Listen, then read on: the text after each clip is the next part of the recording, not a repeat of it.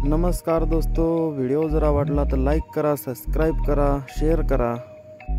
संपूर्ण आउटर बांधकाम करेल आहे आणि बेसिमेंट झाल्यानंतर प्लेन बीम टाकलाय आणि याच्यात कमीत कमी 40 ते 50 हजार रुपये वाचलेले आहे मित्रांनो।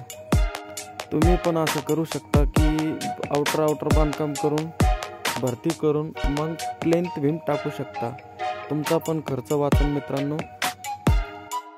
याच्यात संपूर्ण साईडनं बांधकाम करून घेतला, आधी भरती भरल्याच्या नंतर प्लेन बीम टाकलेत। प्लेन बीम टाकल्यानंतर याच्यात पूर्ण वीट खर्च पूर्ण वाचलेला आहे, कमीत कमी 40 ते 50 हजार रुपये वाचले आहे। तुम्ही पण असं करू शकता। व्हिडिओ जर आवडला असेल तर लाईक करा, सबस्क्राईब करा, शेअर करा, लाईक तर नक्की करा।